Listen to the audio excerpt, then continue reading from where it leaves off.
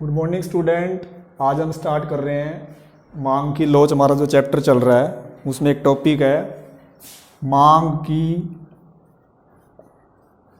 कीमत लोच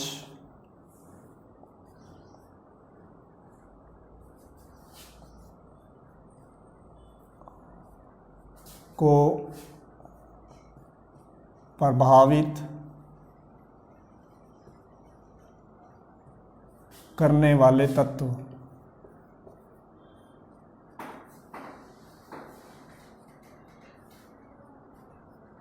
मांग की कीमत लोच को प्रभावित करने वाले तत्व मतलब ऐसे कौन से तत्व हैं जिससे मांग की कीमत लोच प्रभावित होती है। नंबर 1, वस्तु की प्रकृति।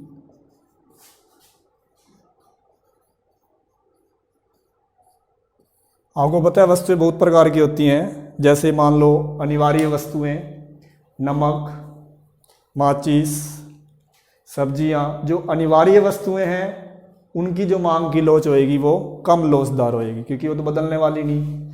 इसी तरह और भी वस्तुएं हैं, जैसे आपकी विलासिता की वस्तुएं हैं, एसी हो गया, आपकी कीमती फर्नीचर हो गया, इनकी जो मांग होएगी वो अधिक लोचदार होएगी।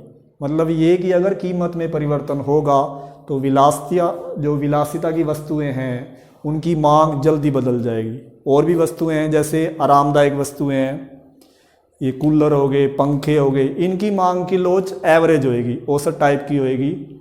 और भी वस्तुएं हैं जैसे संयुक्त मांग वाली वस्तुएं हैं जिन्हें हम पूरक वस्तुएं बोलते हैं, जैसे कार और पेट्रोल, पेन, शाही, फिल्म, कैमरा, ये सारी पूरक वस्तुएं हैं। मतलब इनकी संयुक्त मांग की जाएगी, कार के साथ पेट्रोल की मांग की जाएगी।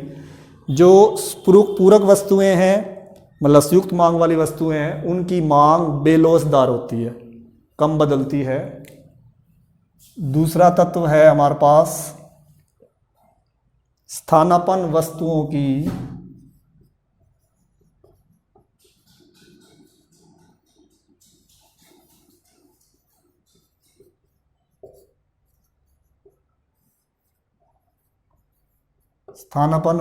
की उपलब्धि।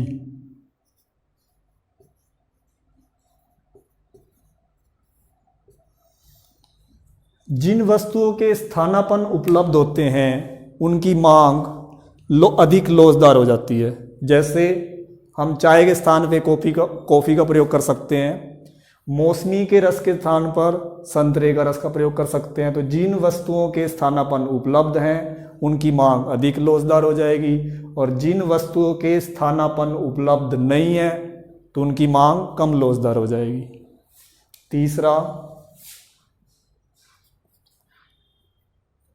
तीसरा तत्व है हमारे पास विभिन्न उपयोग वाली वस्तुएं।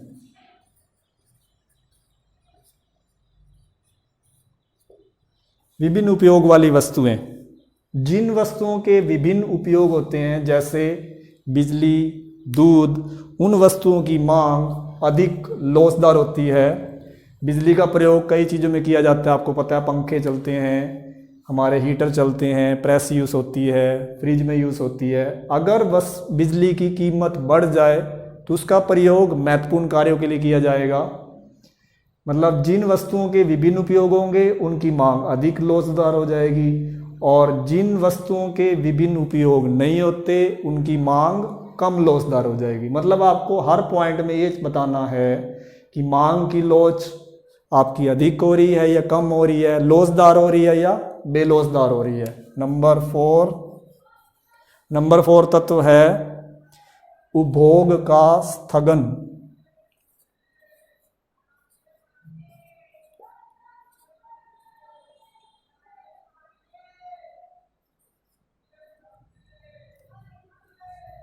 उपभोग का स्थगन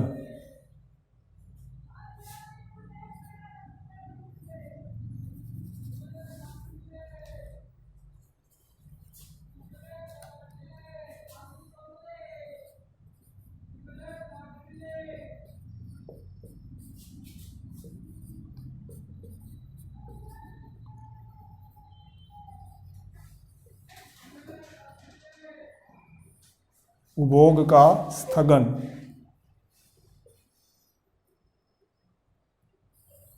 जिन वस्तुओं के उपभोग को स्थगित किया जा सकता है, मतलब पोस्टपोन किया जा सकता है, जिन वस्तु के उपभोग को, जैसे मान लो आप अपने मकान बनाने के निर्माण को स्थगित कर रहे हैं, मतलब अभी हम मकान नहीं बनाना चाहते, भविष्य में बनाना चाहते हैं, तो जो मकान बनाने में ईंटें लगती हैं, रेत, सीमेंट, उनकी मांग भी नहीं कम करोगे। इसलिए जिन वस्तुओं के उपभोग को स्थगित किया जाता है, स्थगन किया जाता है, उन वस्तुओं की मांग अधिक लोचदार हो जाएगी, बदलती रहेगी, क्योंकि हमें ईंटें भी नहीं चाहिए, सीमेंट भी नहीं चाहिए। और जिन वस्तुओं के उपभोग को आप स्थगित नहीं कर सकते, आप उनको अभी यूज करोगे तो उनकी मांग बेलोचदार होगी, नहीं बदलेगी। नंबर 5, उपभोक्ता की आय।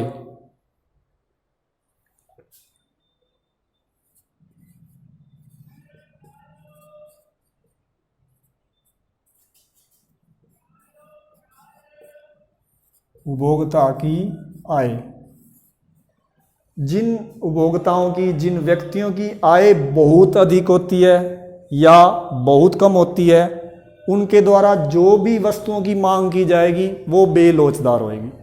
मतलब जिन व्यक्तियों की, उपभोक्ताओं की आय बहुत अधिक या बहुत कम, उनके द्वारा जो मांग की जाएगी वस्तुओं की वो बेलोचदार होएगी। और जिन व्यक्तियों की, मध्यम वर्ग वाले व्यक्ति होते हैं, जिनकी आय, मध्यम वर्ग वाले व्यक्तियों की आय होती है, मतलब जिन व्यक्तियों की आय मिडल में होती है, मध्यम वर्ग वाले व्यक्ति होते हैं, उन वस्तुओं की जो मांग होती है वो लोचदार होती है, बदलते रहते हैं। जो मिडिल फैमिली वाले हैं, मिडिल फैमिली वालों की आय की लोच क्या हो, मांग की लोच क्या होगी, लोचदार, मतलब उनकी मांग बदलती रहेगी।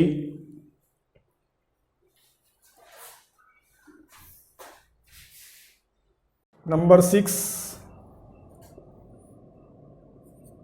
उपभोक्ता की आदत।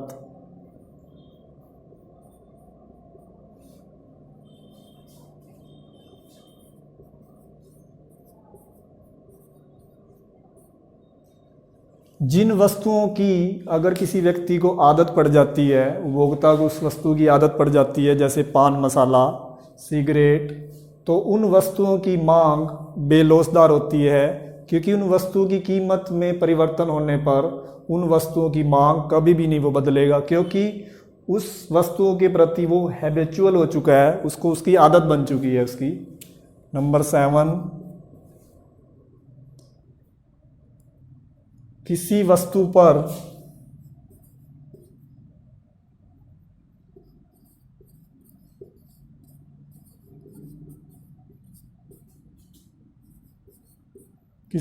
पर खर्च किए जाने वाला,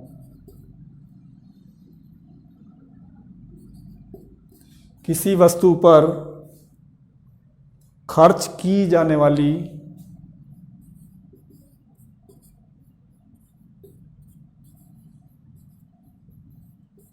आय का अनुपात।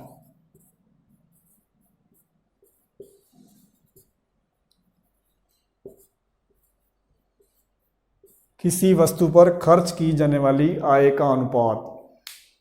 जिन वस्तुओं पर उपभोक्ता अपनी आय का बहुत कम भाग खर्च करता है, जैसे आपकी टूथपेस्ट, अखबार, उन वस्तुओं की मांग बेलोचदार होती है, उनकी मांग नहीं बदलेगी। और जिन वस्तुओं पर उपभोक्ता अपनी आय का बहुत अधिक भाग खर्च करता है, बहुत अपनी इनकम सारी खर्च कर देता है मोस्टली, तो उन वस्तुओं की मांग लोचदार होती है, जैसे एसी हो गया, एलईडी हो गया। नंबर 8,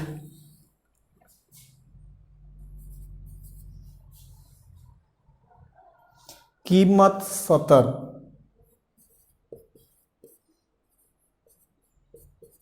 प्राइस लेवल, मांग की लोच पर कीमत स्तर का भी फर्क पड़ेगा। जिन वस्तुओं का कीमत स्तर बहुत ही ऊंचे लेवल का होता है, उन वस्तुओं की मांग अधिक लोचदार होएगी, और जिन वस्तुओं का कीमत स्तर नीचे लेवल का होता है, उनकी मांग कम लोचदार होएगी। नंबर 9, समय अवधि।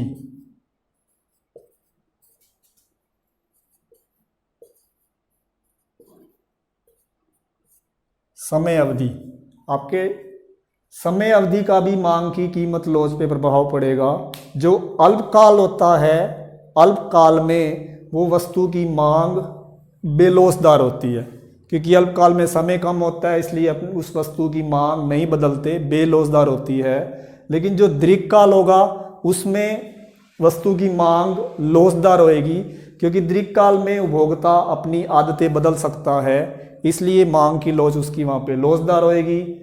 और जो अल्पकाल होगा उसमें वस्तु की मांग बेलोचदार होगी। अब इसको हम दोबारा बता देते हैं थोड़ा सा कि ये तत्व हैं, इन सभी तत्वों में आपने ये चेक करना है, बहुत ही ध्यान से याद करना पड़ेगा इसको।